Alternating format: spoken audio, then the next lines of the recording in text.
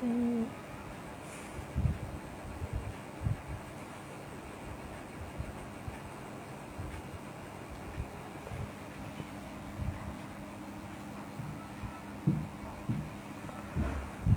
আলাইকুম, সবাইকে স্বাগত জানাচ্ছি আমাদের আজকের ক্লাসে। আমরা আজকে আলোচনা করব অন্যতম একটা গল্প নিয়ে। আমাদের এইচএসসি সিলেবাসে যে গল্পগুলো থাকে তার ভিতরে সবচেয়ে গুরুত্বপূর্ণ এবং অন্যতম একটা গুরুত্বপূর্ণ গল্প, যেটার নাম হচ্ছে 52 দিনগুলো। তো এই গল্পটা থেকে আমাদের পরীক্ষাতে প্রশ্ন আসেই, মানে এমন কোনো পরীক্ষা নাই যে আসলে গল্পটা থেকে প্রশ্ন আসে না। সো অলমোস্ট সব জায়গাতেই এই গল্পটা থেকে আমাদের পরীক্ষাতে প্রশ্ন আসতে দেখা যায়। তো আজকের ক্লাসে আমরা এই গল্পটা নিয়ে একটু আলোচনা করব, গল্প থেকে কী কী ধরনের প্রশ্ন আসে। ওকে, আজকে চাইলে রেস্ট নিতে পারতেন কুমিল্লা থেকে? না, আসলে আমি চাইলে রেস্ট নিতে পারতাম, আমি চাইলে আজকের ক্লাসটা অফ করে দিতে পারতাম, বাট আমি চাচ্ছি না যে আমি চাচ্ছি না যে তোমাদের ক্লাস মিস হোক। অ্যান্ড আমি কখনোই স্বেচ্ছায় কখনোই ক্লাস মিস দিই না, মানে সে হয়তো একান্ত ঝামেলা হলে হয়তো ক্লাসটা পিছিয়ে দিই, কিন্তু আসলে ক্লাস আমি কখনোই ইয়ে করি না। তো যাই হোক, আচ্ছা এখন বলতে স্যার আপনার কি রেস্টের প্রয়োজন হয় না? রেস্টের প্রয়োজন হয় না বলতে খুব একটা হয় না, এখন আসলে বয়স কম, তো খুব বেশি রেস্ট নেওয়া লাগে না। যেমন গতকাল হচ্ছে রাতে ঘুমাইছিলাম প্রায় 6টা, মানে সকাল 6টা ঘুমাইছি, উঠে 11টা ক্লাস নিছি, 11টার মানে 10টায় ক্লাস নিছি, এরপর আবার ওখানে গেছি, এরপর এসে আবার তোমাদের ক্লাস নিচ্ছি। তোমাদের ক্লাস নিয়ে তোমাদের পিডিএফগুলো দেওয়া হয় নাই, তো যিনি পিডিএফ দিবেন উনি আবার ট্যুরে গেছে, এই জন্য তোমাদের পিডিএফগুলো আটকে আছে, তাকে আবার একটু খোঁজ খবর দিয়ে এরপর ঘুমাতে ঘুমাতে হয়ে যাবে মোটামুটি। এরপর কাল সকাল আবার 8টায় আবার ফার্ম গেটে ক্লাস, বুঝতে পেরেছ? ঠিক আছে, তো আমি আমার জায়গা থেকে সর্বোচ্চ ডেডিকেশনটা দিই এবং কখনো অনাকাঙ্ক্ষিতভাবে ক্লাস মিস করি না, এবং কখনোই এটা আমি করি না। একান্ত কোনো প্রবলেম ছাড়া ক্লাস আসলে আমার মিস হয় না। অ্যান্ড সর্বোচ্চ চেষ্টা করি যে হয়তো ক্লাস টাইমটা পিছিয়ে দিয়ে হলো জাস্ট টাইমে ক্লাসটা নেওয়ার জন্য। যেহেতু মোটামুটি অনেক জায়গাতে ক্লাস নিই, তো আসলে টাইম ম্যানেজমেন্ট করাটা খুব একদম এক্স্যাক্ট টাইমে অনেক সময় হয়ে ওঠে না। ঠিক আছে, তো এইবার আসেও আমরা তাহলে কথা না বাড়িয়ে চলে যাই আমাদের আলোচনায়। আমি একটা কথা বলে রাখি যে 52 দিনগুলো এটা থেকে পরীক্ষাতে প্রশ্ন আসবেই, মানে ভেরি ভেরি ইম্পর্টেন্ট, এটা ভেরি ভেরি ইম্পর্টেন্ট। এটা থেকে পরীক্ষাতে প্রশ্ন আসবেই, এটাতে কোনো ডাউট নাই, পরীক্ষাতে প্রশ্ন আসবেই। ঠিক আছে, ভাইয়া পিডিএফ পাবো কোথা থেকে? পিডিএফ কয়েকটা বাকি আছে, যেগুলো বাকি আছে ওগুলো দিয়ে দিবে, চিন্তা করার কোনো কারণ নাই। ওকে, আশা করি আজকে না দিলেও কালকের ভিতরে পেয়ে যাবা। আচ্ছা, এইবার আসলে লেখক পরিচিতি আমরা একটু দেখি। লেখকের নাম শেখ মুজিবুর রহমান। জন্ম পরিচয়, তিনি হচ্ছেন 7 মার্চ 1920-এ তিনি জন্মগ্রহণ করেন। অ্যান্ড হচ্ছে জন্মস্থান টুঙ্গিপাড়ার গোপালগঞ্জে তিনি জন্মগ্রহণ করেন। তারপর হচ্ছে তার পিতার নাম হচ্ছে শেখ লুৎফুর রহমান, এরপর তার মাতার নাম হচ্ছে সায়রা খাতুন। ওকে, তো আমরা একটু লেখকের শিক্ষা জীবনের দিকে একটু ফোকাস করি, যে তিনি মেট্রিক পাস করেছেন গোপালগঞ্জ মিশনারি স্কুল থেকে, IA Kolkata Islamia college, BA Kolkata বিশ্ববিদ্যালয়, ঢাকা বিশ্ববিদ্যালয় থেকে তিনি আইন বিভাগে অধ্যয়ন করেছেন। তো এই হচ্ছে মোটামুটি বেসিক কথাবার্তা লেখক সম্পর্কিত, অর্থাৎ শেখ মুজিবুর রহমান সম্পর্কিত। এগুলো থেকে আমাদের পরীক্ষাতে অনেকবার প্রশ্ন আসে। ভাইয়া কোথায় পিডিএফ দিবে? পিডিএফ এই গ্রুপেই দেওয়া হয়। আচ্ছা, এরপর আসে আমরা একটু দেখি এখানে লেখকের যে রাজনৈতিক জীবনটা খুব সুন্দর করে দেওয়া আছে। আমি একবার পড়ে দিব, তার আগে আমি চাচ্ছি যে তোমরা নিজেরা একবার এই রাজনৈতিক জীবনটা একটু পড়ে নাও। হ্যাঁ, 1 মিনিট সবাই একটু নিজেরা একটু পড়ে নাও।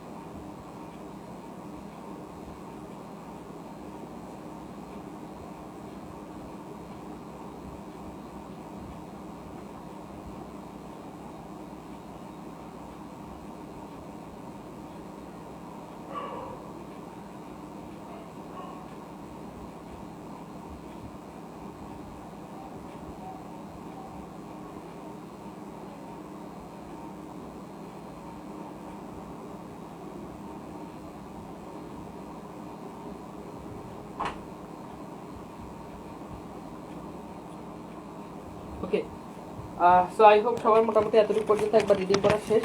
রাজনৈতিক জীবনটা খুবই, তো আশা করি বুঝতে পেরেছ রাজনৈতিক জীবনটা মোটামুটি পড়লে এগুলো হয়ে যাবে। এইবার আসো আমরা একটু রাজনৈতিক জীবনটা আমি তোমাদেরকে একটু পড়ে দিচ্ছি, একটু মনোযোগ দাও। এখানে রাজনৈতিক জীবনে আমরা দেখতে পাচ্ছি যে লেখকের জীবনে গুরুত্বপূর্ণ রাজনৈতিক যে বিশেষ মাইল ফলকগুলো ছিল সেগুলোর ভিতরে 1953 সালে একটা, 1953 সালের 9 জুলাই বঙ্গবন্ধু শেখ মুজিবুর রহমান আওয়ামী মুসলিম লীগের সাধারণ সম্পাদক হিসেবে নির্বাচিত হন। তাহলে 1953 সালে যেটা হয়েছে সেটা হচ্ছে সেখানে 9 জুলাই বঙ্গবন্ধু শেখ মুজিবুর রহমান আওয়ামী মুসলিম লীগের সাধারণ সম্পাদক হিসেবে নির্বাচিত হন। এর পরের বছর 1954-তে তিনি যুক্তফ্রন্টের প্রার্থী হিসাবে পূর্ববঙ্গের প্রাদেশিক পরিষদের সদস্য নির্বাচিত হন। এর পরের বছর 1955-তে 21 অক্টোবর আওয়ামী মুসলিম লীগের কাউন্সিল অধিবেশনে দলের নাম থেকে মুসলিম শব্দটি প্রত্যাহার করা হয়। সো মুসলিম শব্দটি কবে প্রত্যাহার করা হয় পরীক্ষাতে প্রশ্ন আসতে পারে। তখন বঙ্গবন্ধু শেখ মুজিবুর রহমান পুনরায় দলের সাধারণ সম্পাদক নির্বাচিত হন। এরপর আসে 1956 সালে কোয়ালিশন সরকার শিল্প বাণিজ্য শ্রম দুর্নীতি দমন ও ভিলেজ এইড অধিদপ্তরের মন্ত্রীর দায়িত্ব পালন করেন শেখ মুজিবুর রহমান। এইটা থেকে পরীক্ষাতে প্রশ্ন আসে যে কোয়ালিশন সরকারের শিল্প বাণিজ্য ও শ্রম দুর্নীতি দমন ও ভিলেজ এইড অধিদপ্তরের মন্ত্রীর দায়িত্ব পালন করেন তিনি কত সালে? উত্তর হচ্ছে 1956-তে তিনি গ্রহণ করেন। উক্ত সালের 5 ফেব্রুয়ারি লাহোর সম্মেলনে বাঙালি জাতির মুক্তির সনদ বা ঐতিহাসিক 6 দফা তিনি পেশ করেন। এরপর আসো আমরা একটু দেখি 1956-তে আরেকটা গুরুত্বপূর্ণ বিষয়। 1956 সালে আমরা দেখতে পাই যে 1966 সালের 1 মার্চ আওয়ামী লীগের সভাপতি নির্বাচিত হন। হ্যাঁ, এইটা এখানে একটু টাইপিং মিস্টেক আছে, এটা তোমার 1966 হবে। হ্যাঁ, আচ্ছা, এরপর দেখো আমরা দেখতে পাই যে 1970 যেটা হয় সেটা হচ্ছে 1970 সালে তৎকালীন পাকিস্তান জাতীয় ও প্রাদেশিক নির্বাচনে তার নেতৃত্বে আওয়ামী লীগ নিরঙ্কুশ সংখ্যাগরিষ্ঠতা অর্জন করে। অ্যান্ড 1971 সালের 7 মার্চ রেসকোর্সে জনসমুদ্রে, যেটা আমরা 7 মার্চ সম্পর্কে সবাই কম বেশি জানি, 72-এর ঘটনাও জানি। 75 যেটা হয় 25 জানুয়ারি বাংলাদেশের রাষ্ট্রপতির দায়িত্ব গ্রহণ করেন।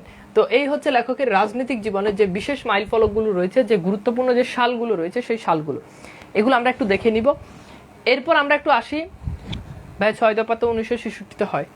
আচ্ছা, 6 দফা 1966-তে হয়, ঠিকই তো আছে। এখানে কি ভুল কিছু বলছে নাকি?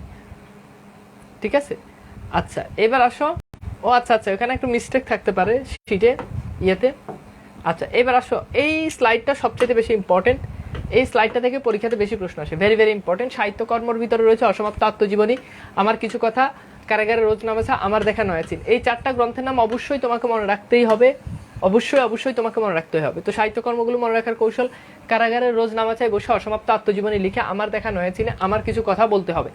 ঠিক আছে, তো এগুলো অবশ্যই আমাদেরকে একটু পড়তে হবে, জানতে হবে। ওকে, এইবার শিক্ষার্থীরা একটু ভালো করে খেয়াল করো, আমরা একটু দেখি। আচ্ছা, এবার দেখো, পুরস্কার ও সম্মাননা বাঙালি জাতিসত্তা বিকাশের আন্দোলনে অগ্রণী ভূমিকা পালন করায় এবং এর ভিত্তিতে স্বাধীন সার্বভৌম বাংলাদেশ প্রতিষ্ঠা হওয়ায় তিনি জাতির পিতা স্বীকৃতি অর্জন করেন।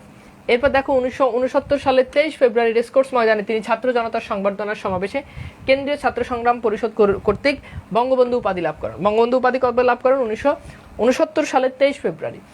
এরপর দেখো 1972 সালের 10 অক্টোবর তিনি বিশ্ব শান্তি পরিষদ কর্তৃক জুলিও কুরি, এটা পরীক্ষাতে প্রশ্ন আসে, বঙ্গবন্ধু শেখ মুজিবুর রহমান জুলিও কুরি পুরস্কারে ভূষিত হন কত সালে? উত্তর হচ্ছে 1972 সালের 10 অক্টোবর। এরপর আছে জীবন অবসান, তিনি মারা যান 15 আগস্ট 1975 সালে দেশি বিদেশি ষড়যন্ত্রের সামরিক বাহিনীর কতিপয় সদস্যের দ্বারা সপরিবার নিহত হন। এইভাবে মোটামুটি আমাদেরকে যেই ব্যাপারগুলো রয়েছে অর্থাৎ লেখক পরিচয়টা পড়তে হবে। আমরা একটু চলে যাই গল্পের উৎস, খুব ইম্পর্টেন্ট কথা। গল্পের উৎস জাতির জনক বঙ্গবন্ধু শেখ মুজিবুর রহমানের 52 দিনগুলো তার অসমাপ্ত আত্মজীবনী থেকে সংকলন করা হয়েছে। এটা খুব ইম্পর্টেন্ট, পরীক্ষাতে এখান থেকে প্রশ্ন আসবে যে অসমাপ্ত আত্মজীবনী থেকে 52 দিনগুলো কোথা থেকে সংকলন করা হয়েছে? উত্তর হচ্ছে অসমাপ্ত আত্মজীবনী। আর অসমাপ্ত আত্মজীবনী প্রকাশিত হয় 2012 সালে। এবার আসলে আমরা একটু কবিতার একটু দেখি যে 52 দিনগুলো গল্পে উল্লেখিত, মানে উল্লেখ রয়েছে। কি কি উল্লেখ রয়েছে? মাস রয়েছে একটা, কেবল ফেব্রুয়ারি মাস। রোগের নাম রয়েছে প্যালপিটেশন, এরপর হচ্ছে প্লুরেসিস, দুইটা রোগের নাম আমরা পেয়ে থাকি। অ্যান্ড পার্কের নাম পেয়ে থাকি ভিক্টোরিয়া পার্ক। ফল পেয়ে থাকি আমরা দেখি কাগজি লেবু, এরপর হচ্ছে ডাব। এরপর আমরা দেশের নাম পেয়ে থাকি বাংলাদেশ, এরপর হচ্ছে পাকিস্তান। জেলার নাম পেয়ে থাকি ফরিদপুর, নারায়ণগঞ্জ, গোয়ালন্দ, তারপর হচ্ছে গোপালগঞ্জ। এই জেলাগুলোর নাম, 4টা জেলার নাম আমরা পেয়ে থাকি। যানবাহনের নাম পেয়ে থাকি ঘোড়ার গাড়ি, আমরা পেয়ে থাকি ট্যাক্সি, আমরা পেয়ে থাকি জাহাজ, ট্রেন, এরপর হচ্ছে বড় নৌকা। ওকে, এইবার আসো আমরা এই জিনিসগুলো থেকে আমাদের এমসিকিউতে ছোট ছোট প্রশ্নগুলো চলে আসতে পারে। আচ্ছা, এবার খেয়াল করো, আমরা একটু দেখি। এরপর আমরা একটু চলে যাই আমাদের যে গল্পের যে মূল পাঠ রয়েছে, আমরা সেখানে একটু যাই। এই গল্পটা মোটামুটি আমরা দেখতে পাই যে বঙ্গবন্ধু মূল বিষয়বস্তু সম্পর্কে বলতে গেলে বঙ্গবন্ধু এবং শেখ মুজিবুর রহমান এবং মহিউদ্দিন তার যেই সহকর্মী ছিল, হ্যাঁ, তো এই সহকর্মী সেখানে তারা দুজনে যেই দুজনে যে কারাগারের তাদের দিন কিভাবে কেটেছে, তারা যখন কারাগারে ছিল তখন বাইরের অবস্থা কি ছিল, এই বিষয়গুলো নিয়ে বঙ্গবন্ধু শেখ মুজিবুর রহমান এই গল্পটা মূলত রচনা করেছেন। আমরা একটু গল্প পড়ি। এদিকে জেলের ভেতর আমরা দুজন প্রস্তুত হচ্ছিলাম। এই আমরা বলতে কাকে বোঝাচ্ছে? আরেকজন হচ্ছে মহিউদ্দিন। দুজন বলতে আরেকজনকে মহিউদ্দিন। অনশন ধর্মঘট করার জন্য। অনশন ধর্মঘট মানে হচ্ছে মানে যতক্ষণ অনশন করব, মানে না খেয়ে আমরা যতক্ষণ পর্যন্ত আমাদের দাবি মানা হবে না ততক্ষণ পর্যন্ত আমরা না খেয়ে থাকবো। এরপর দেখো আমরা আলোচনা করে ঠিক করেছি, মানে আমরা বলতো আমরা দুজন, যাই হোক না কেন আমরা অনশন ভাঙবো না, মানে প্রয়োজন আমরা না খেয়ে মরে যাব, কিন্তু আমরা দাবি আদায় করা পর্যন্ত আমরা না খেয়ে থাকবো। যদি এই পথে মৃত্যু আসে, এখানে তোমাদেরকে একটু বলে রাখি, এই স্লাইডে দেখবে এরকম এই যে ডট ডট ডট এরকম দুইটা ডট দেওয়া থাকবে, মানে বুঝে নিবে ওখানে একটা জফালা, টাইপিং মিস্টেক আছে আর কি, মানে টাইপিং না, স্লাইডে পিসিতে ঠিক দেখে কিন্তু এখানে আনার পর ওই জফালাটা ভেঙে যায়। আচ্ছা, এরপর দেখো এই পথে যদি মৃত্যু এসে থাকে, দেখো এই পথে যদি মৃত্যু এসে থাকে তবে তাই হবে। জেল কর্তৃপক্ষ বিশেষ করে সুপারিনটেন্ডেন্ট আমির হোসেন, সুপারিনটেন্ডেন্টের নাম কি? আমির হোসেন। হ্যাঁ, তখনকার দিনে রাজবন্দীদের ডেপুটি জেলার মোখলেসুর রহমান সাহেব আমাদের বুঝাতে অনেক চেষ্টা করলেন। মানে কি বুঝাতে চেষ্টা করলেন? যে এভাবে অনশন ধর্মঘট করে না খেয়ে থাকার কোনো মানে হয় না। তাহলে এখান থেকে দুইটা তথ্য, একটা হচ্ছে সুপারিনটেন্ডেন্টের নাম হচ্ছে আমির হোসেন, এরপর হচ্ছে আরেকজনের নাম হচ্ছে রাজবন্দীদের ডেপুটি জেলার নাম ছিল মোখলেসুর রহমান। তাদের দুজনেই কি করলেন? বুঝালেন। তাহলে কয়জন বুঝালেন? দুইজন বুঝালেন। আমরা তাদের বললাম আপনাদের বিরুদ্ধে আমাদের বলবার কিছুই নাই, মানে আপনাদের বিরুদ্ধে আমরা বলবো না, আপনারা সরকার যা বলে আপনারা তাই করেন, আর আমরা সেজন্য অনশন করছি না। সরকার আমাদের বছরের পর বছর বিনা বিচারে আটক করেছে, হ্যাঁ আটক করে রেখেছে, তারই প্রতিবাদ করার জন্য আমরা অনশন ধর্মঘট করছি। তাহলে পরীক্ষাতে প্রশ্ন আসে যে অনশন ধর্মঘট করার মূল কাজ মানে মূল উদ্দেশ্য কি ছিল? যে কিসের প্রতিবাদ করেছিল? যে বছরের পর বছর বিনা বিচারে তাদেরকে আটক করে রেখেছিল, সেইটা তারা কি করেছিল? প্রতিবাদ করেছিল। এরপর খেয়াল করে দেখো, এতদিন জেল খাটলাম, আপনাদের সাথে আমাদের মনোমালিন্য হয় না। মনোমালিন্য মানে হচ্ছে কোনো ঝগড়া বিভেদ, মনের অমিল।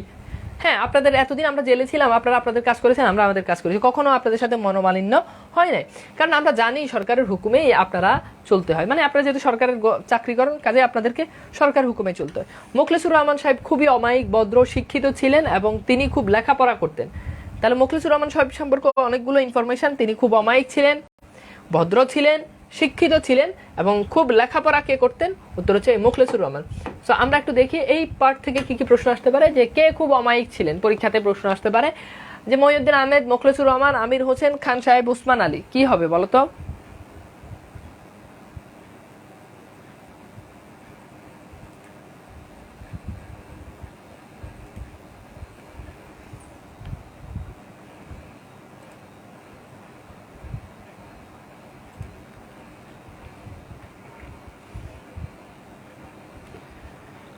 গুড, কি হবে বলো? আচ্ছা, আমরা কিন্তু দেখেছি যে উত্তর হবে কি? মোখলেসুর রহমান। উত্তর মোখলেসুর রহমান। ওকে, তিনি খুব অমায়িক, ভদ্র, শিক্ষিত, মানে পড়াশোনা করতেন।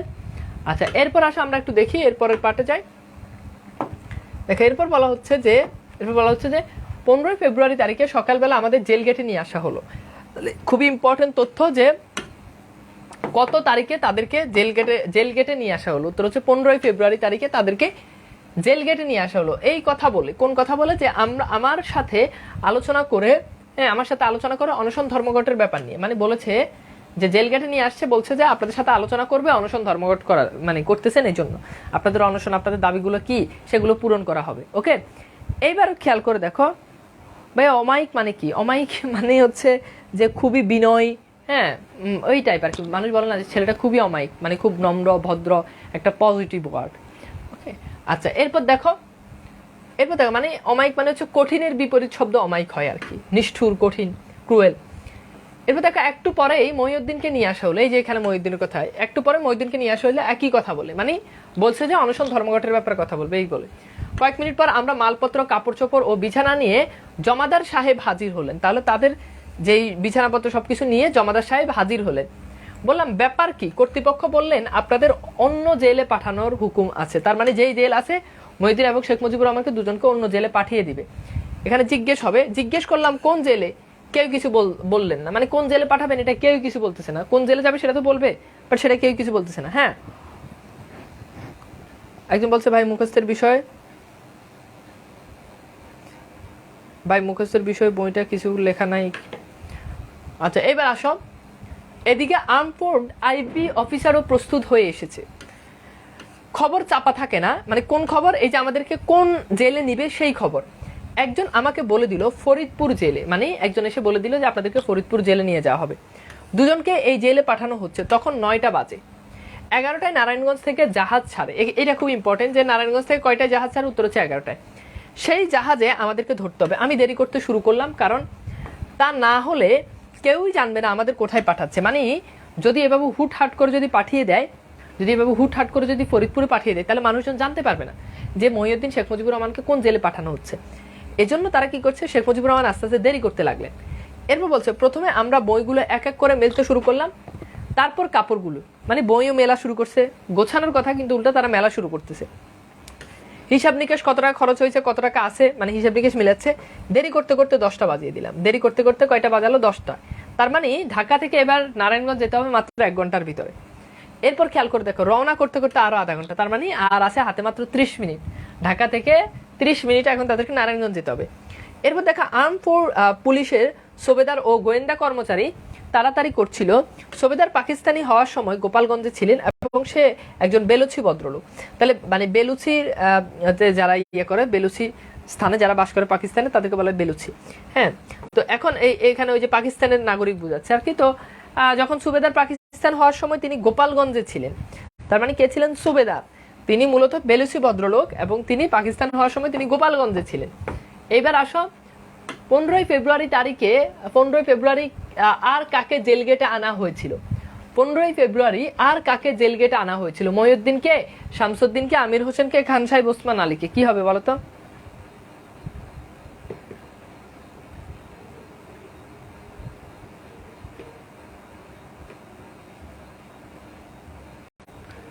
আচ্ছা গুড, কি হবে বলো তো? আচ্ছা এবার খেয়াল করে দেখো, উত্তর হচ্ছে কি, মহিউদ্দিন আহমেদকে। ওকে, ক। আচ্ছা এরপর আসো আমরা আবার যাই।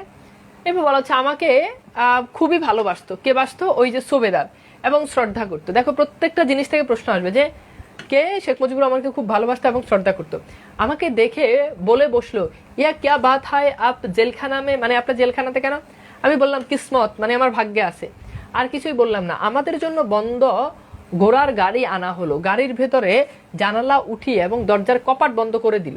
মানে একটা ঘোড়ার গাড়ি আনছে বন্ধ, যাতে করে বাইরের মানুষজন কেউ যাতে না দেখে যে শেখ মুজিবুর রহমানদেরকে আসলে কোথায় পাঠানো হচ্ছে। এরপর দেখো দুজনের ভিতরে আমরা সাথে আমাদের সাথে বসলো, মানে দুজন ভিতরে তাদের সাথে বসলো। তাহলে বদ্ধ ঘোড়ার গাড়িতে তাদের সাথে কয়জন বসলো? উত্তর হচ্ছে 2জন বসলো। কতজন? 2জন বসলো। আরেকটা গাড়িতেও অন্যরা পেছনে পেছনে ভিক্টোরিয়া পার্কের পাশের রোড দিকে চললো। সেখানে যেয়ে দেখি পূর্বেই একজন আর্ম পুলিশ ট্যাক্সি রিজার্ভ করে দাঁড়িয়ে আছে। তখন ট্যাক্সি পাওয়া খুবই কষ্টকর ছিল। আমরা আস্তে আস্তে নামলাম ও উঠলাম। কোনো চেনা লোকের সাথে দেখা হলো না। মানে কেন চেনা লোক খুঁজতেছে? যদি কোনো লোক যদি চিনে তাহলে বলে দিব যে আমাদেরকে ফরিদপুর জেলে নিয়ে যাওয়া হচ্ছে। যদি এদিক ওদিক অনেকবার তাকিয়েছিলাম, ট্যাক্সি তাড়াতাড়ি চালাতে বললো। মানে তারা বলছে যে যেহেতু সময় কম, ট্যাক্সিটা তাড়াতাড়ি চালান। আমি ট্যাক্সিওয়ালাকে বললাম, শেখ মুজিবুর রহমানের ট্যাক্সিওয়ালাকে বলছে, কি বলতেছে, বেশি জোরে চালাবেন না, কারণ বাবার কালের জীবনটা যেন রাস্তায় না যায়। মানে এত জোরে চালাবেন না যাতে করে জীবনটা রাস্তায় চলে যায়, মানে অ্যাক্সিডেন্ট করে যাতে করে মারা যায়। এইভাবে এত জোরে চালানোর দরকার নাই। এবার আসো প্রশ্ন সলভ করো দেখি যে বঙ্গবন্ধুকে খুবই ভালোবাসতো এবং শ্রদ্ধা করতো কে? সুবেদার, superintendent, deputy commissioner, jail super. বলো কি হবে?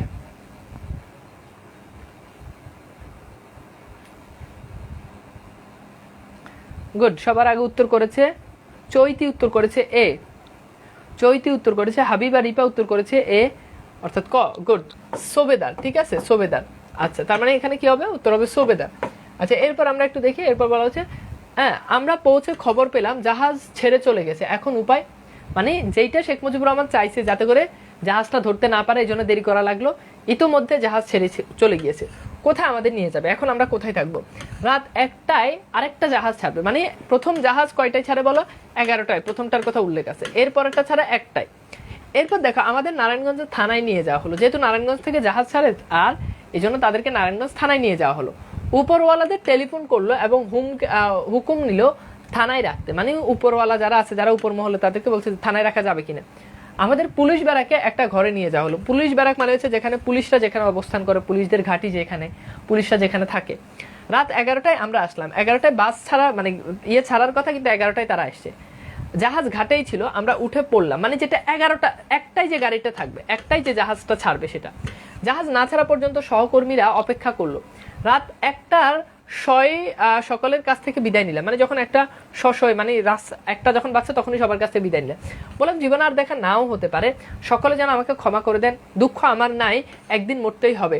অন্যায় ও অত্যাচারের বিরুদ্ধে প্রতিবাদ করে যদি মরতে পারি সে মরাতে শান্তি আছে। খুবই গুরুত্বপূর্ণ যে বলতেছে যে হয়তো আর দেখা নাও হতে পারে, যেহেতু ফরিদপুর নিয়ে যাওয়া হচ্ছে, ঠিক আছে, হ্যাঁ যেহেতু নিয়ে যাওয়া হচ্ছে কাজেই আমরা হয়তো আর দেখা নাও হতে পারে, সবাই মাফ করে দিন। এবার দেখো জাহাজ ছেড়ে দিল, আবার বিছানা করে শুয়ে পড়লাম। এবার জাহাজ ছেড়ে দিছে, বিছানা করে শুয়ে পড়ছে। এবার দেখো সকালে দুজনে পরামর্শ করে ঠিক করলাম জাহাজে অনশন করি কি করে, মানে জাহাজে কিভাবে অনশন করবে এটা নিয়ে তারা কথা বলতেছে। আমাদের জেলে নিতে হবে অনশন শুরু করার পূর্বে, মানে আমাদেরকে জেলে নিতে হবে অনশন মানে জেলে নেওয়ার আগে আমাদেরকে অনশন শুরু করতে হবে। সমস্ত দিন জাহাজ চললো, রাতে গোয়ালন্দ ঘাটে এলাম। তার মানে দেখো এখান থেকে দুইটা প্রশ্ন আসতে পারে, নারায়ণগঞ্জ থেকে জাহাজে করে কোথায় আসছে? গোয়ালন্দ। আর গোয়ালন্দ যখন আসছে তখন কি? তখন রাত। সেখান থেকে ট্রেনে রাত 4টায় ফরিদপুর পৌঁছালাম। তাহলে এখান থেকে পরীক্ষাতে প্রশ্ন আসতে পারে গোয়ালন্দ থেকে কোন যানবাহনে ফরিদপুর পৌঁছালো? উত্তর হচ্ছে ট্রেনে। এবং ফরিদপুর কয়টায় পৌঁছালো? রাত 4টায় তারা ফরিদপুর পৌঁছালো। রাতে আমাদের জেল কর্তৃপক্ষ গ্রহণ করলো না, মানে রাতে জেল কর্তৃপক্ষ তারা গ্রহণ করলো না, আমরা দুজন জেলে সিপাহীদের বেড়াকে কাটালাম। তাহলে এখানে পরীক্ষাতে প্রশ্ন আসতে পারে যে ফরিদপুর যাওয়ার পরে ফরিদপুরে তারা কোথায় রাত্রি যাপন করেছে? উত্তর হচ্ছে সিপাহীদের বেড়াকে। সকালবেলা সুবেদার সাহেব বললেন জেল অফিসাররা না আসলে তো আমাদের জেলে নিবে না, মানে আগে জেলে অফিসাররা আসুক তারপর জেলে নেওয়া হবে। চলেন কিছু নাস্তা করে আসি। নাস্তা খাবার ইচ্ছা আমার নাই, তবে যদি কারোর সাথে দেখা হয়ে যায়, মানে নাস্তা খাওয়ার মোটেই ইচ্ছা আমার নাই, কিন্তু যদি কারোর সাথে দেখা হয়ে যায় তাহলে তাদেরকে খবরটা দিতে পারবো। তাহলে ফরিদপুরের সহকর্মীরা জানতে পারবে যে আমরা ফরিদপুর জেলে আছি এবং অনশন ধর্মঘট করছি, মানে অনশন ধর্মঘট করছি, অ্যাটলিস্ট এটা তো মানুষকে জানাতে হবে।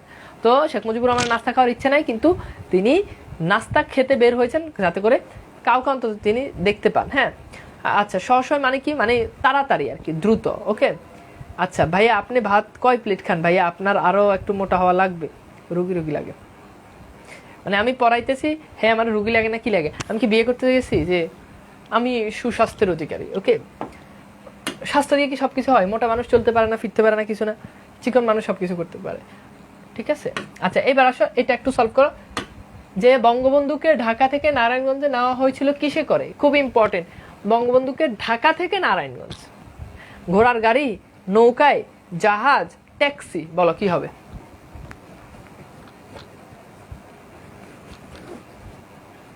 আমাদের কোর্স শেষ হয়ে গেলে সাথে সাথে কি গ্রুপ থেকে বের করে দিবেন? না, গ্রুপে তোমরা থেকে যাবে আজীবন, গ্রুপ থেকে কাউকে বের করা হবে না। আচ্ছা এইবার আসো একটু সলভ করো, দেখি পারো কিনা। আন্দাজে উত্তর করতেছে, একটু বুঝে বুঝে উত্তর করো, একটু বুঝে বুঝে উত্তর করো।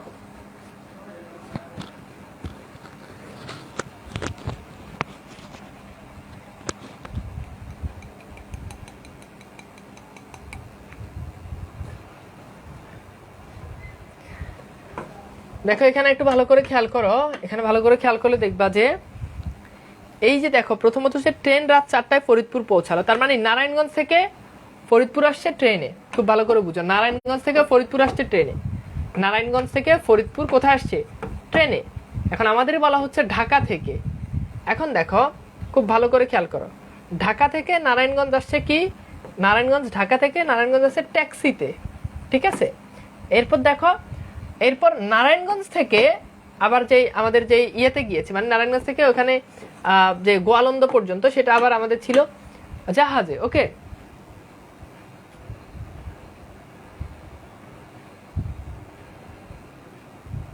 ওকে আচ্ছা এবার দেখো আমরা একটু দেখি, খেয়াল করো আগের এটা একটু খেয়াল করো।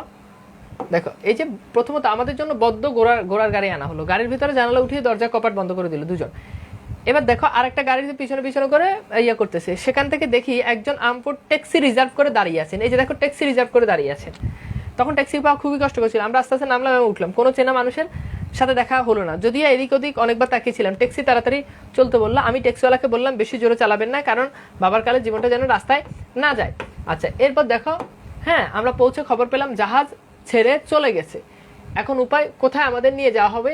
রাত 1টায়, আর 1টায় জাহাজ ছাড়বে। আচ্ছা এরপর দেখো আমাদের নারায়ণগঞ্জ থানায় নিয়ে যাওয়া হলো, তার মানে দেখো নারায়ণগঞ্জ থানায় নিয়ে যাওয়া হলো, নারায়ণগঞ্জ থেকে কিন্তু জাহাজ ছাড়বে। ওকে, নারায়ণগঞ্জ থেকে কি করবে? জাহাজ ছাড়বে। ওকে, নারায়ণগঞ্জ থেকে জাহাজ ছাড়বে। আমাদের প্রশ্ন উত্তর ছিল যে ঢাকা থেকে। ওকে, ঢাকা থেকে। আচ্ছা, এইবার আসো আমরা একটু এই প্রশ্ন সলভ করি যে বঙ্গবন্ধু শেখ মুজিবুর রহমান রাত কয়টায় স্টেশনে পৌঁছালো? কয়টায়? 9টায়, 10টায়, 11টায়, 12টায়? এটা উত্তর করো।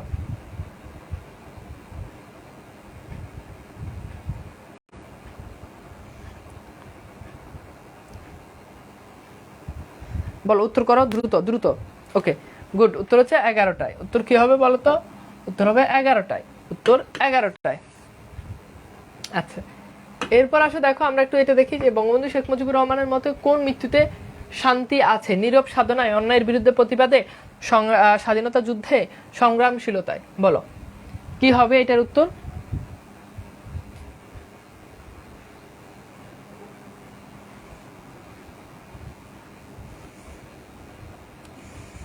গুড, এটার উত্তর হবে কি? অন্যায়ের বিরুদ্ধে প্রতিবাদ। অন্যায়ের বিরুদ্ধে প্রতিবাদ করে মরতে পারলে সেটাতেই শান্তি।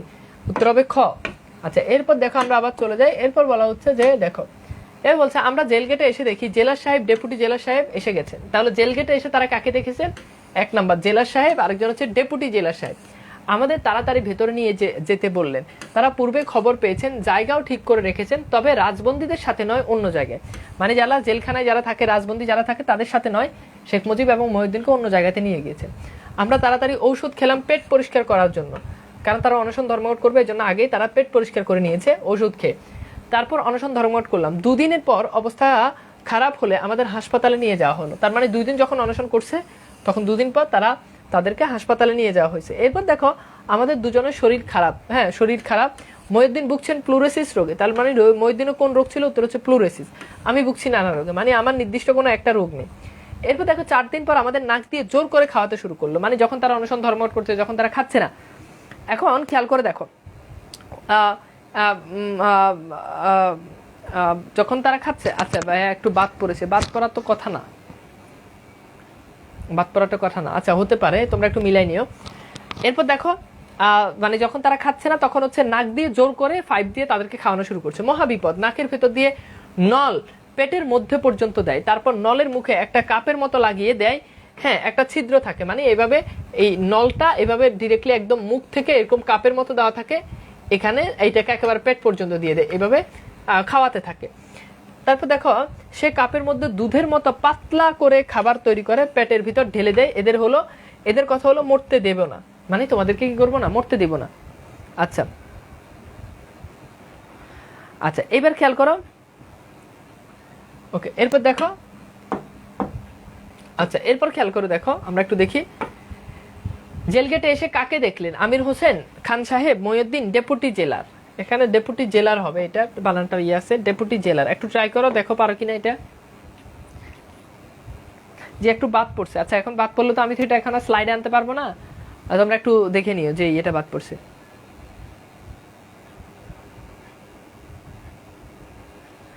গুড, কি হবে বলো?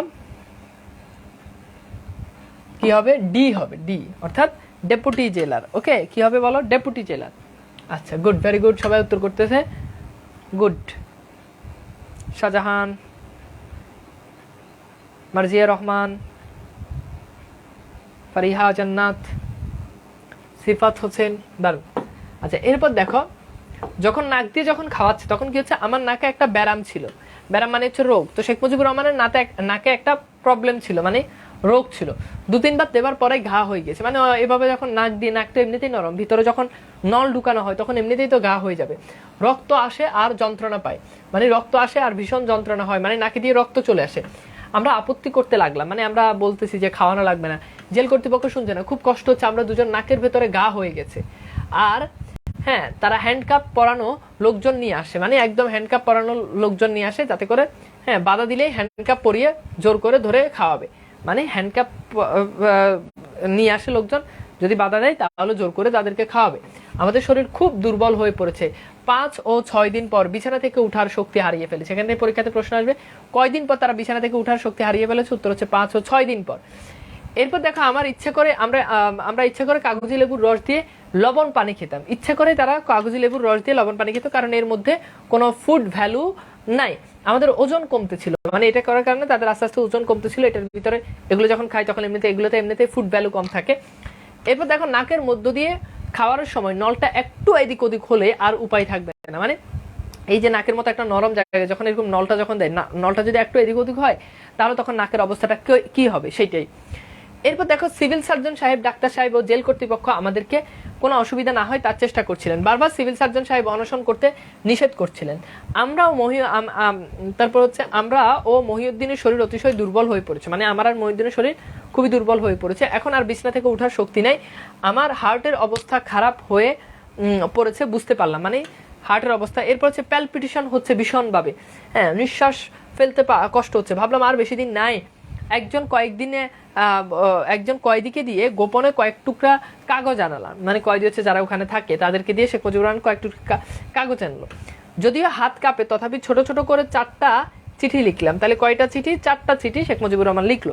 একটা হচ্ছে আব্বার কাছে, আরেকটা হচ্ছে রেনুর কাছে, আরেকটা হচ্ছে দুইটা শহীদ সাহেব ও ভাসানী সাহেবের কাছে। 2-1 দিনের মধ্যে আর লেখার শক্তি থাকবে না, যেহেতু অনশন ধর্মঘট করতেছি কাজে তখন আরো দুর্বল হয়ে যাবে, আর লিখতে পারবো না, এখন এই জন্য লিখে ফেলেছি। এবার দেখো কতদিন পর বিছানা থেকে উঠার শক্তি হারিয়ে ফেলেছে? 2-3 দিন, 2-4 দিন, 5-6 দিন, তারপর হচ্ছে 4-5 দিন। ওকে ওকে, উত্তর করো।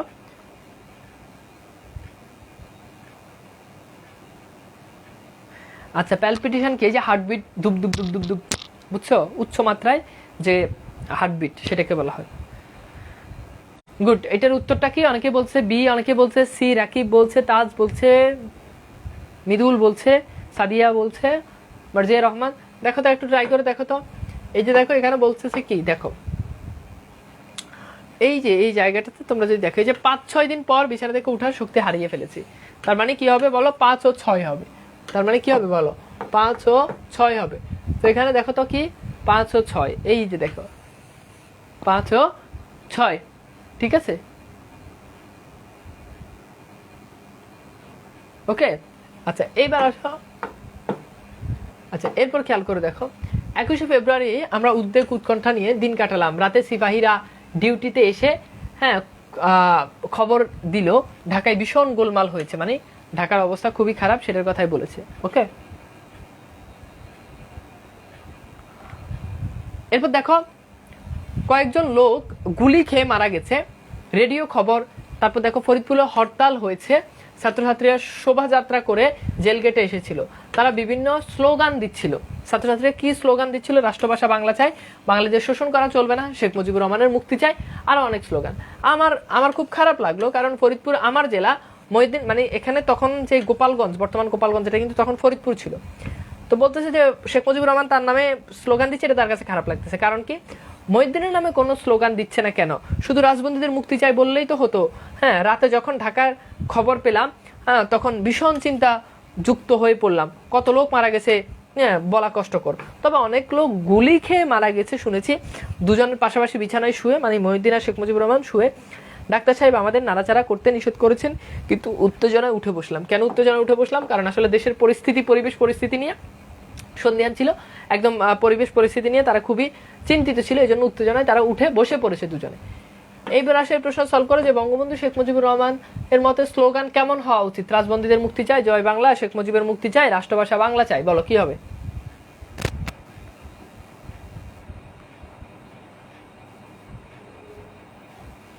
বলো এটা কি হবে? এই যে মাত্র আমরা পড়েছি, ওকে আমি দেখতে পাচ্ছি সবার আগে উত্তর করেছে আনাস হোসাইন, উত্তর করেছে 2 নাম্বার, উত্তর করেছে সাফা মারোয়া আমাদেরকে উত্তর করেছে। ওকে, তো দেখো উত্তর হচ্ছে কি, বলছে শুধু এতটুকু পর্যন্ত বললেই হয় যে রাজবন্দীদের মুক্তি চাই, এতটুকু পর্যন্ত বললেই হয়ে যেত, রাজবন্দীদের মুক্তি চাই। আচ্ছা, এরপর দেখো, এরপর বলছে যে 22 তারিখ সারাদিন ফরিদপুরের শোভাযাত্রা চললো। এখান থেকে পরীক্ষাতে প্রশ্ন আসবে কত তারিখ, মানে 21শে ফেব্রুয়ারির পরের দিন 22 তারিখে সারাদিন ফরিদপুরের শোভাযাত্রা চললো। কয়েকজন ছাত্রছাত্রী এক জায়গা হলেই স্লোগান দেয়, মানে ছাত্ররা এক জায়গা হলেই স্লোগান দেয়। ছোট্ট ছোট্ট ছেলেমেয়েরা রাস্তায় বেড়ায় আর স্লোগান দেয়। 22 তারিখ খবরের কাগজ এলো, কিছু খবর পেলাম, মুসলিম লীগ সরকার কত বড় অপরিণামদর্শী কাজ করলো। হ্যাঁ, মাতৃভাষা আন্দোলন করার জন্য গুলি করে তারা হত্যা করলো, মানে এই মুসলিম লীগের যারা ছিল তারা মানে কত বড় অপরিণামদর্শী কাজ করলো। সেই কাজ বলা হচ্ছে যে মাতৃভাষা আন্দোলন যারা করেছে, অত মাতৃভাষার জন্য তারা আন্দোলন করেছে, তাদেরকে গুলি করে হত্যা করেছে। জনাব নুরুল আমিন বুঝতে পারলেন যে আমলাতন্ত্র তাকে কোথায় নিয়ে গেছে। এরপর দেখো গুলি হলো মেডিকেল কলেজের হোস্টেলের এরিয়ার ভিতর। তারপর দেখো রাস্তায় তারপর 144 দ্বারা ভঙ্গ করে গুলি না করে গ্রেপ্তার করলেই তো চলতো, মানে শুধু গুলি কেন করতেছে, তাদেরকে গ্রেপ্তার করে নিয়ে গেলেই তো হতো। আমি ভাবলাম খবর দেখবো কিনা জানি না, তবে রক্ত যখন আমাদের ছেলেরা দিয়েছে তখন বাংলাকে রাষ্ট্রভাষা না করে উপায় নাই, মানে যেহেতু ছেলেরা রক্ত দিয়েছে কাজে রাষ্ট্রভাষা বাংলা হবে। মানুষের যখন পতন আসে তখন পদে পদে ভুল হতে থাকে, মানে এই যে যারা এই পাকিস্তানে যারা শাসক রয়েছে তারা এইভাবেই ভুল করে যাচ্ছে। হ্যাঁ, তারা ছেলে মেয়েদেরকে ধরে নিয়ে গেলেই পারতো, কিন্তু তারা যখন কি করতেছে, তারা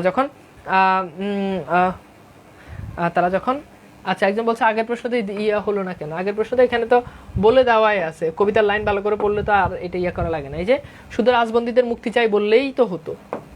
আচ্ছা এটা খেয়াল করা।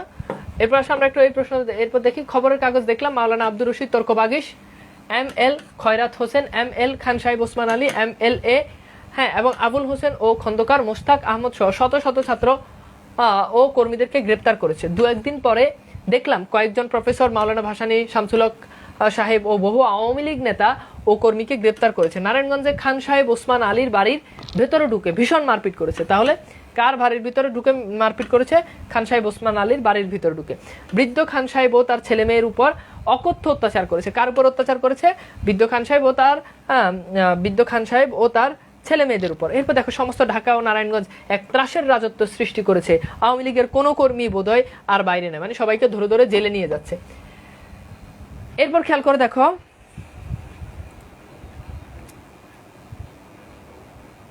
ভাইয়া কোথা থেকে কোথায় কিভাবে করে গেছিল এটা একটু বলবেন। এটা তো বারবার বলা হয়েছে, কোথা থেকে কোথায় পরে পরে বুঝাইছি, এটা আবার বলার কি আছে, পরে পরে বুঝাইছি। আচ্ছা এরপর আসো খেয়াল করে দেখো এরপর বলা হচ্ছে যে আমাদের অবস্থা এমন পর্যায়ে এসেছে যে যে কোনো মুহূর্তে মৃত্যুর শান্তির ছায়ায় 4 দিনের জন্য স্থান পেতে পারে, মানে যে কোনো সময় মারা যেতে পারে। সিভিল সার্জন সাহেব দিনের মধ্যে 5-7 বার তাদের দেখতে আসেন। তাহলে কে দেখতে আসেন? উত্তর হচ্ছে সিভিল সার্জন। দিনে কতবার দেখতে আসেন? 5-7 বার তাদেরকে দেখতে আসেন। এরপর দেখো 25 তারিখ সকালে যখন আমাদেরকে তিনি পরীক্ষা করছিলেন, হঠাৎ দেখলাম তার মুখ গম্ভীর হয়ে গেছে। তিনি কোনো কথা না, মুখ কালো করে বেরিয়ে গেলেন। আমি বুঝলাম আমার দিন পুরিয়ে এসেছে। মানে তারা শেখ মুজিবুর রহমানের হয়তোবা কোনো একটা অঘটন ঘটবে কিংবা যে কোনো জায়গাতে হয়তোবা লং একটা শাস্তি ইয়ে হয়েছে, এই জন্য তারা হয়তোবা মুখ গোমরা করে রাখে। কারণ তারা মনে মনে কিন্তু তারা কিন্তু শেখ মুজিবুর রহমান বা মুক্তিযুদ্ধের পক্ষে কিন্তু ছিল, কিন্তু সরকারের কারণে তারা হচ্ছে তাদের বিপক্ষে। কিছু সময় পরে আবার ফিরে এসে বলল, এভাবে মৃত্যুবরণ করে কি কোনো লাভ হবে? বাংলাদেশ যে আপনার কাছে অনেক কিছু আশা করে। আমার কথা বলতে কষ্ট হয়। আস্তে আস্তে বললাম, অনেক লোক আছে, কাজ পড়ে থাকবে না, মানে আমি চলে গেলেও কাজ কখনো পড়ে থাকবে না। দেশকে ও দেশের মানুষের ভালোবাসি, তাদের জন্যই জীবন দিতে পারলাম, এই শান্তি। ডেপুটি জেলার সাহেব বললেন, কাউকে খবর দিতে হবে কিনা, মানে কাউকে খবর দিতে হবে কিনা। এই কথাটা কে বলছে? ডেপুটি জেলার সাহেব বলছে যে আপনাদের কাউকে খবর দিতে হবে কিনা। আপনার ছেলে মেয়ে ও স্ত্রী কোথায়? তারপর দেখো আপনার আব্বার কাছে কোনো টেলিগ্রাম করবো কিনা, মানে আপনার আব্বার কাছে খবরটা দিলাম। বললাম দরকার নাই, আর তাদের কষ্ট দিতে চাই না, আমি আশা ছেড়ে দিয়েছি। হাত পা অবশ হয়ে আসছিল, হার্টের দুর্বলতা না থাকলেও এত তাড়াতাড়ি দুর্বল হয়ে পড়তাম না। তার মানে এখান থেকে জানা যায় শেখ মুজিবুর রহমান হার্টে প্রবলেম ছিল। তারপর দেখো একজন কয়েদি ছিল, আমার হাত পা পায়ে সরিষার তেল গরম করে মালিশ করতেছিল। তাহলে পায়ে সরিষার তেল গরম করে মালিশ করতেছিল কে? উত্তর হচ্ছে কয়েদি। এবার এটা সলভ করা, বঙ্গবন্ধুর হাত পায়ে সরিষার তেল মালিশ করেছিল কে?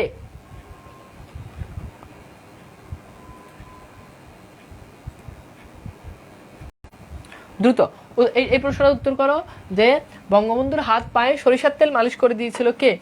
1 নাম্বার মহিউদ্দিন, ডেপুটি জেলার, এরপর হচ্ছে কয়েদি, এরপর হচ্ছে কে হবে? ক প্লাস গ, অর্থাৎ এখানে মহিউদ্দিন আর কয়েদি দুটোই হবে কিনা আমরা একটু জানতে চাচ্ছি। অনেকে উত্তর করেছে আমি দেখতে পাচ্ছি।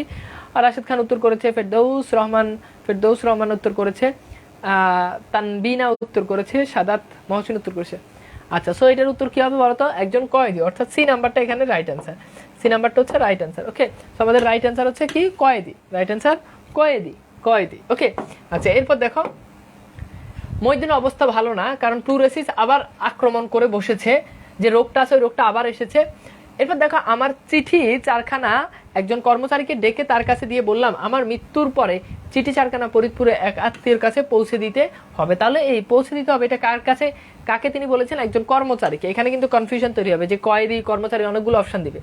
তিনি কথা দিলেন, আমি তার কাছ থেকে ওয়াদা নিলাম, মানে তার কাছ থেকে ওয়াদা নিলাম যদি আমি মারা যাই তাহলে আপনি এগুলো জাস্ট টাইমে আমার আত্মীয়ের কাছে পৌঁছে দিলেন। বারবার আব্বা, আম্মা, ভাই, বোনের চেহারা ভেসে আসছিল আমার চোখের সামনে। তো এরপর দেখো রেনুর দশা কি হবে? রেনু বলতে শেখ মুজিবুর রহমানের যে ওয়াইফ, তার তো কেউ নাই দুনিয়াতে। ছোটবেলায় ছোট ছেলে মেয়ে দুইটার অবস্থা বা কি হবে, তবে আমার আব্বা ও ছোট ভাই ওদের ফেলবে না এই বিশ্বাস আমার ছিল। চিন্তা শক্তি হারিয়ে ফেলেছিলাম। হাসিনা কামালকে একবার দেখতেও পারলাম না। বাড়িতে কেউ খবর পায় নাই, পেলে নিশ্চয়ই আসতো, মানে হয়তো কেউ জানেই না, যদি জানতো তাহলে নিশ্চয়ই তারা আসতো। এরপর দেখো মহিউদ্দিন ও আমি পাশাপাশি দুইটা খাট পেতে নিয়েছিলাম, একজন আরেকজনকে হাত ধরে শুয়ে থাকতাম, একজন আরেকজন হাত ধরে শুয়ে থাকতাম, দুজনেই চুপচাপ পড়ে থাকি। আমার বুকে ব্যথা শুরু হয়েছিল, তার মানে শেখ মুজিবুর রহমানের বুকে ব্যথা করতেছিল, বুকে প্রবলেম, মানে ব্যথার ইয়েটা ছিল।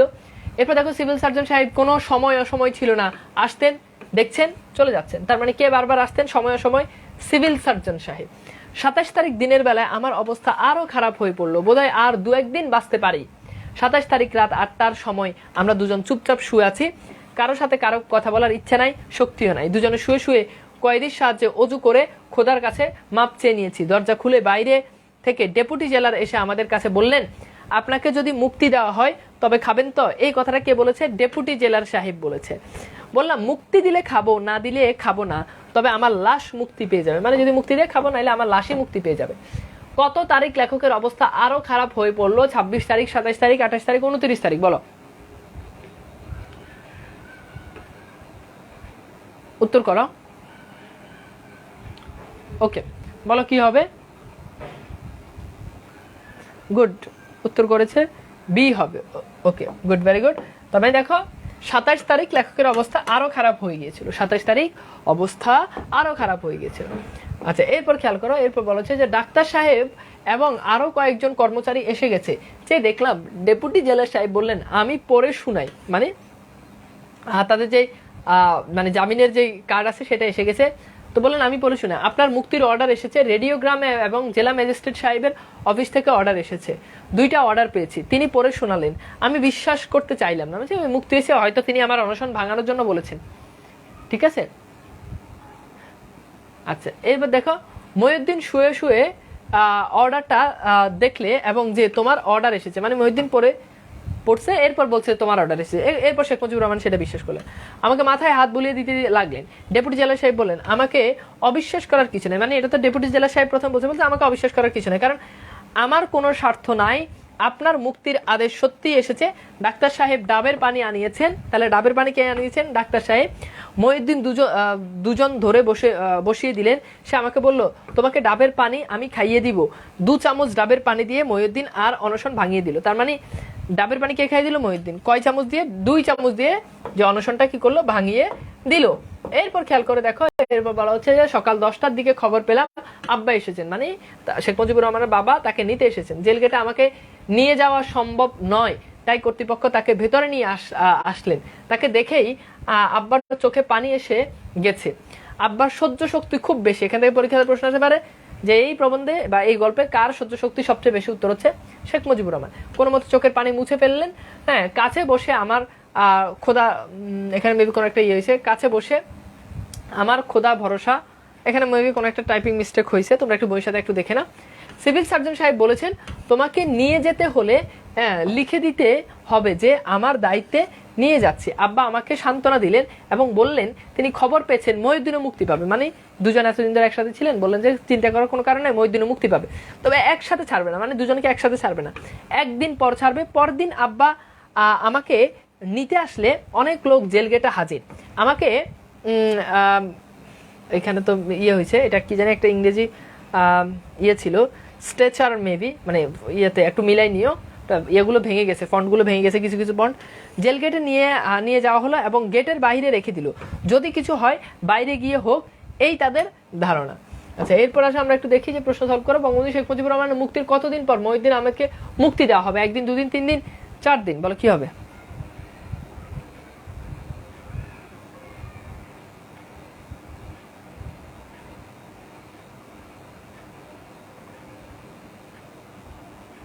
রেডিওগ্রাম মানে হচ্ছে রেডিও, বাবা একজন প্রশ্ন করেছে।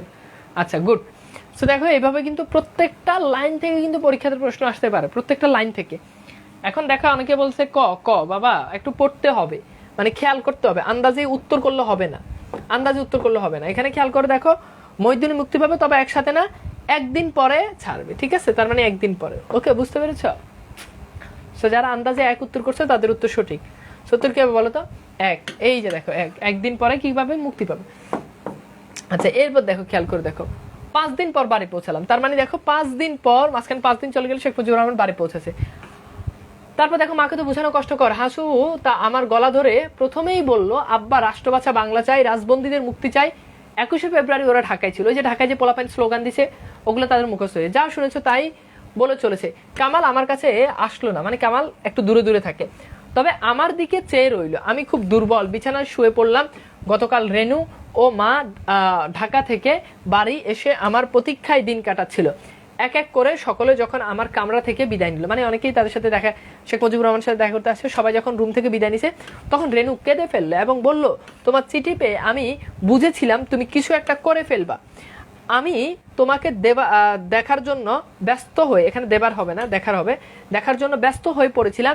কাকে বলবো নিয়ে যেতে, মানে তোমার কাছে নিয়ে যেতে। আব্বাকে বলতে পারি না লজ্জায়, মানে শ্বশুরকে কিভাবে বলবে, এই জন্য শ্বশুরকে কিভাবে বলবে যে আমি তাকে দেখতে মন চাচ্ছে, লজ্জায় এটা বলতে পারে না। আচ্ছা এবার খেয়াল করে দেখো, আচ্ছা এরপর দেখো, খেয়াল করো, দেখো এরপর খেয়াল করো, নাসের ভাই বাড়ি নাই। যখন খবর পেলাম খবরের কাগজে, তখন লজ্জা শরম ত্যাগ করে আব্বাকে বললাম, মানে তখন লজ্জা শরম ত্যাগ করে বললেন যে মানে শেখ মুজিবুর রহমানকে তার স্বামীকে দেখতে যেতে চায়। আব্বা ব্যস্ত হয়ে পড়লেন, তাই রওনা করলাম ঢাকায় সোজা। আমাদের বড় নৌকায় 3 জন মাল্লা মানে যে মাঝি, বড় নৌকায় 3 জন মাঝিকে নিয়ে রওনা করে। কেন তুমি অনশন করতে গিয়েছিলে, মানে কেন তুমি অনশন করতে গিয়েছিলে? এদের কি দয়া মায়া আছে? আমাদের কারো কথাও তোমার মনে ছিল না? মানে এই যে তুমি অনশন করে তোমার কিছু হয়ে গেলে আমাদের কি হবে? আমাদের কথা তোমার মনে ছিল না? কিছু একটা হলে কি উপায় হতো? আমি এই দুটো দুধের বাচ্চা নিয়ে কি করে বাঁচতাম? হাসিনা কামালের অবস্থা কি হতো? তুমি বলবা খাওয়া দাওয়ার তো কষ্ট হতো না, মানে আমি মরে গেলেও তো তোমাদের খাওয়া দাওয়ার কষ্ট হতো না। মানুষকে শুধু খাওয়া পড়া নিয়েই বেঁচে থাকে, মানে শুধু খাওয়া পড়া থাকলেই তো মানুষ বেঁচে থাকে না। আর মরে গেলে দেশের কাজই বা কিভাবে করতাম? মানে তুমি হয়তো মারা যেতা, তা আমাদেরই বা কি হবে? আর দেশের কাজই বা কে করবে? জেল মুক্তির কতদিন পর বঙ্গবন্ধু শেখ মুজিবুর রহমান বাড়ি ফিরেছিলেন? 3 দিন, 4 দিন, 5 দিন, 6 দিন।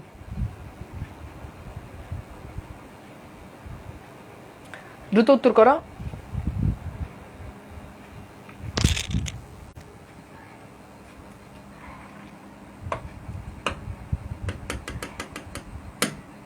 দ্রুত উত্তর করো, কি হবে? উত্তর হচ্ছে 5 দিন, অর্থাৎ সি, গ হচ্ছে আমাদের রাইট অ্যান্সার। আচ্ছা এর পাশে খেয়াল করে দেখো, আমি তাকে কিছুই বললাম না, মানে রেনু তার মতো করে বলে যাচ্ছে, আমি তাকে কিছুই বললাম, তাকে বলতে দিলাম, কারণ মনের কথা প্রকাশ করতে পারলে ব্যথাটা কিছুটা কমে যায়। মানে যে কোনো মানুষ মনের ভিতরে যদি কথা যদি জমিয়ে রাখে তাহলে দেখা যাচ্ছে হালকা হয় না, এই জন্য তাকে বলতে দিছে। রেনু খুব চাপা মানে হচ্ছে মানে খুব একটা কথাবার্তা বলে না, আজ যেন কথার বাদ ভেঙে গেছে, মানে আজ এত কথা বলতেছে ও, কিন্তু রেনু কিন্তু নর্মালি কথাবার্তা খুব কম বলে, চাপা আর কি, যারা খুব কম কথাবার্তা বলে। শুধু বললাম উপায় ছিল না, বাচ্চা দুটো ঘুমিয়ে পড়েছে, শুয়ে পড়লাম। 27-28 মাস পরে আমার সেই পুরনো কামরায়, পুরনো বিছানায় শুয়ে কারাগারের নির্জন প্রকোষ্ঠের দিনগুলোর কথা মনে পড়লো। অর্থাৎ এই যে রুমে কামরাতে এসে যখন ঘুমাচ্ছে তখন ঠিক সেই সময়টাতে মনে পড়তেছে যে কারাগারে যে নির্জন একটা রুমে যে ঘুমাচ্ছিলাম সেই কথাটা এখন মনে পড়ে, যে অনেকদিন পরে এভাবে রুমে এসে ঘুমাচ্ছে। ঢাকার খবর সবই পেয়েছিলাম, মহিউদ্দিনও মুক্তি পেয়ে গেছে, আমি বাইরে এলাম, আর আমার সহকর্মীরা আবার জেলে গিয়েছে। মানে শেখ মুজিবুর রহমান বাইরে এসেছে, কিন্তু দেখা যাচ্ছে আবার তার যে সহকর্মীরা আছে তারা আবার জেলে চলে গেছে। পরের দিন সকালে আব্বার ডাক্তার আনলেন, সিভিল সার্জন সাহেব প্রেসক্রিপশনও ছিল, মানে যে ওষুধপত্রের যে কাগজটা সেটা। ডাক্তার সকলকে বললেন আমাকে যেন বিছানা থেকে উঠতে না দেয়, মানে যাতে করে বিছানায় যাতে শুয়ে থাকে। 3 দশক পরে রোজই আমাকে হাঁটতে হুকুম দিল, শুধু বিকেলবেলা, মানে ডাক্তার বলেছে শুধু বিকেলবেলা হাঁটতে পারবে। আমাকে দেখে রোজই অনেক লোক বাড়িতে আসতো, মানে শেখ মুজিবুর রহমানকে দেখতে, মানে দেখার জন্য অনেক লোক বাড়িতে আসতো। গোপালগঞ্জ, খুলনা ও বরিশাল থেকে আমার কিছু সংখ্যক সহকর্মী এসেছিল কোথা থেকে? তাকে দেখার জন্য, শেখ মুজিবুর রহমানকে। এরপর খেয়াল করে দেখো, একদিন সকালে আমি ও রেনু বিছানায় বসে গল্প করছিলাম, মানে সকালবেলা রেনুও বসে গল্প করে। হাসু ও কামাল নিচে খেলছিল। হাসু মাঝে মাঝে খেলা ফেলে আমার কাছে এসে আব্বা আব্বা বলে ডাকে। কামাল চেয়ে থাকে। একসময় কামাল হাসিনাকে বলছে, হাসু আপা, মানে শেখ হাসিনাকে আর কি বলতেছে, বর্তমান প্রাইম মিনিস্টার, যে তোমার আব্বাকে আমি একটু আব্বা বলি। মানে ওই কামাল আর খুব একটা বলে না, খুব একটা কম্পোর্ট না, তো সে বারবার ওই ইয়েকে বলতেছে আর কি, হাসুকে বলতেছে যে তোমার বাবাকে আমি একটু, মানে তোমার তো বাবা হয় যেহেতু তুমি বাবা ডাকো, তো সে আসলে জানে না তার কি হয়, সে বলছে যে তোমার বাবাকে আমি একটু বাবা ডাকি। আমি আর রেনু দুজনে শুনলাম, আস্তে আস্তে বিছানা থেকে উঠে, হ্যাঁ থেকে উঠে যে ওকে কোলে নিয়ে বললাম, আমি তো তোমারও বাবা। কামাল আমার কাছে আসতে চাইতো না, আজ গলা ধরে পড়ে রইল। বুঝতে পারলাম এখন আরো সহ্য করতে পারছে, মানে এখন আর সহ্য করতে পারছে না। তারপর দেখো নিজের ছেলেও অনেক দিন না দেখতে দেখতে ভুলে যায়, মানে এই যে ছেলে বাপের কাছে যে ডিস্টেন্স, সেটা না দেখতে দেখতে ছেলেও ভুলে গিয়েছে যে আসলে তার বাবা। আমি যখন জেলে যাই তখন ওর বয়স মাত্র কয়েক মাস। রাজনৈতিক কারণে একজনকে বিনা বিচারে বন্দি করে রাখাটা আর আত্মীয় স্বজনের ছেলে মেয়েদের কাছ থেকে দূরে রাখা যে কত বড় জঘন্য কাজ তা কে বুঝবে। মানে এই যে আত্মীয় স্বজনের কাছ থেকে মানুষকে যে দূরে রাখা, সেটা যে কত বড় জঘন্য কাজ সেটা কে বুঝবে। মানুষ স্বার্থের জন্য অন্ধ হয়ে যায়। আজ 200 বছর পরেও আমরা স্বাধীন হয়েছি, মানে 200 বছর পর আমরা স্বাধীন হয়েছি, মানে স্বার্থের জন্য অন্ধ হয়েছে। আমি তো তোমারও আব্বা। বঙ্গবন্ধু শেখ মুজিবুর রহমান এই কথা কার উদ্দেশ্যে বলেছেন? হাসিনার, কামালের, জামালের, রেহানার? বলো কি হবে?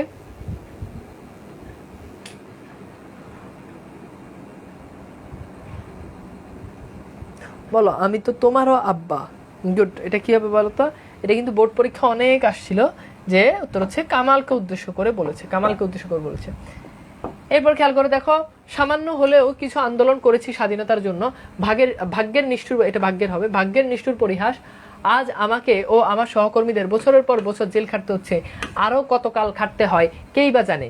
হ্যাঁ, একেই কি বলে স্বাধীনতা? ভয় আমি পাই না, আমার আর মনও শক্ত হয়েছে। মনে মনে প্রতিজ্ঞা করলাম 1952 সালে ঢাকায় গুলি হওয়ার পরে গ্রামে জনসাধারণ বুঝতে আরম্ভ করেছে যে যারা শাসন করছে তারা জনগণের আপনজন নয়। অর্থাৎ 52তে যখন ঢাকাতে যখন গুলি হয়েছে তখন মানুষজন বুঝতে পারছে যে পাকিস্তানিরা আসলে তাদের আপনজন নয়। খবর নিয়ে জানতে পারলাম 21শে ফেব্রুয়ারি গুলি হওয়ার খবর বাতাসের সাথে সাথে গ্রামে গ্রামে পৌঁছে গেছে এবং ছোট ছোট হাট বাজার পর্যন্ত হরতাল ডাকা হয়েছে। মানুষ বুঝতে আরম্ভ করেছে যে বিশেষ একটা গোষ্ঠী, মানে গোষ্ঠী মানে হচ্ছে দল, বাঙালিদের বুকের বাসা কেড়ে নিতে চায়। এখানে পাকিস্তানি শাসক যারা রয়েছে তাদের কথা বলা হচ্ছে। এরপর দেখো শেষ পেয়ারা, ভরসা হলো আর দমাতে পারবে না, মানে আমাদেরকে আর কোনোভাবে দমাতে পারবে না। বাংলা ভাষাকে রাষ্ট্রভাষা না করে উপায় নাই। এই আন্দোলনে দেশের লোক সাড়া দিয়েছে এবং এগিয়ে এসেছে। কোন কোন মাওলানা সাহেবরা ফতুয়া দিয়েছিল বাংলা ভাষার বিরুদ্ধে, মানে বাংলা বলা গুনাহ, এইসব ফতুয়া দিয়েছিল, তারাও ভয় পেয়ে গেছেন। এখন আর প্রকাশ্যে বাংলা ভাষার বিরুদ্ধে এটা কথা হবে, কথা বলতে সাহস পাচ্ছে না। জনমত সৃষ্টি হয়েছে, জনমতের বিরুদ্ধে যেতে শোষকরাও ভয় পায়, মানে জনমত বলতে জনগণের মত একত্রিত হয়েছে, জনগণ একত্রিত হয়েছে। শাসকরা যখন শোষক হয় অথবা শোষকদের সাহায্য করতে আরম্ভ করে তখন দেশ ও জনগণের মঙ্গল হওয়ার চেয়ে অমঙ্গলের বিষয়। অর্থাৎ শাসকের যে বৈশিষ্ট্য, শাসক যখন জনগণের উপর যখন শোষণ করে তখনকার সেই বিষয়টার কথা বলা হয়েছে। তো গল্পটা পুরোপুরি মোটামুটি খুব সহজ সাবলীল ভাষায় লেখা, প্রত্যেকটা ওয়ার্ডই বোঝা যায়। আমি একটু পড়িয়ে দিলাম যাতে করে তোমরা যাতে একটু রিভিশনে থাকতে পারো। আমরা একটু দেখি, একটা সৃজনশীল একটু দেখি যে কেমন ধরনের সৃজনশীল আসতে পারে। এখানে দেখো, কৃষ্ণাঙ্গ নেতা নেলসন ম্যান্ডেলা জীবনের অধিকাংশ সময় কারাবন্দী ছিলেন, মানে কৃষ্ণাঙ্গ যে নেতা ছিল সে তার কথা বলা হচ্ছে যে জেলখানায় বসে তিনি বর্ণ বৈষম্যের বিরুদ্ধে আন্দোলন করেছেন এবং অনশন করেছেন। এখানে দেখো শেখ মুজিবুর রহমানের সেই দিনগুলোর কথা কিন্তু স্মরণ করিয়ে দিচ্ছে বারবার, যে শেখ মুজিবুর রহমান কারাগারে অনশন করেছিলেন। বন্দী অবস্থাতেও তিনি বিভিন্ন গ্রন্থ প্রকাশের মাধ্যমে অধিকার আদায়ের জন্য জোর সংগ্রাম চালিয়েছেন। এবার দেখো এখান থেকে ফার্স্ট প্রশ্ন উত্তর করো যে রেনুকে উত্তর করো। এরপর দেখো খ নাম্বার, তোমাকে ব্যাখ্যা লিখতে হবে। যদি এই পথে মৃত্যু এসে থাকে তবে তাই হবে, ব্যাখ্যা করো। মানে কোন পথে, এই পথটা তোমাকে একটু ভালো করে ব্যাখ্যা করতে হবে, কেন তিনি এই কথাটা বলেছেন। ওকে, আচ্ছা এইবার খেয়াল করে দেখো। তো এখানে প্রথমত হচ্ছে রেনুকে শেখ মুজিবুর রহমানের স্ত্রী। এরপর দেখো, যদি এই পথে মৃত্যু আসে তবে এই পথে, অর্থাৎ স্বাধীনতা সংগ্রামের জন্য, দেশের জন্য, দেশের মঙ্গলের জন্য, দেশের মানুষের জন্য, দশের জন্য যদি মঙ্গল আসে তাহলে সেটাই তিনি করতে চান। দেশের জন্য বা দশের জন্য, জাতির জন্য তিনি তার জীবনকে উৎসর্গ করে দিয়েছেন। এরপর দেখো, উদ্দীপকে 52 দিনগুলো প্রবন্ধে প্রতিফলিত দিকগুলো আলোচনা করো। অর্থাৎ এই উদ্দীপকের সাথে আমরা 52 দিনগুলো যে সাদৃশ্যগুলো দেখতে পাই, যে বিষয়গুলো ফুটে উঠেছে, যেমন আমরা দেখেছি এখানে কৃষ্ণাঙ্গ নেতা নেলসন ম্যান্ডেলা তিনি দীর্ঘ সময় তিনি কারাবন্দী ছিলেন। এদিকে আমরা দেখতে পাই 52 দিনগুলো শেখ মুজিবুর রহমান দীর্ঘ সময় ধরে তিনি কারাবন্দী ছিলেন। এরপর আমরা কি দেখতে পাই? এরপর আমরা দেখি শেখ মুজিবুর রহমান তিনি জেলে থাকা অবস্থায় তিনি লেখালেখি করেছেন। এদিকে আবার দেখা যায় নেলসন ম্যান্ডেলা তিনিও জনমত সৃষ্টি করার জন্য জেলে বসে তিনি বর্ণ বৈষম্যের বিরুদ্ধে, দুজনের দুই। নেলসন ম্যান্ডেলা বর্ণ বৈষম্যের বিরুদ্ধে, অর্থাৎ সাদা কালা মানুষের ভিতরে কোনো পার্থক্য নাই, সবাই মানুষ। আর শেখ মুজিবুর রহমান তিনি যেটা করেছেন তিনি হচ্ছেন স্বাধীনতা সংগ্রামের জন্য, দেশের জন্য তিনি ইয়ে করেছেন।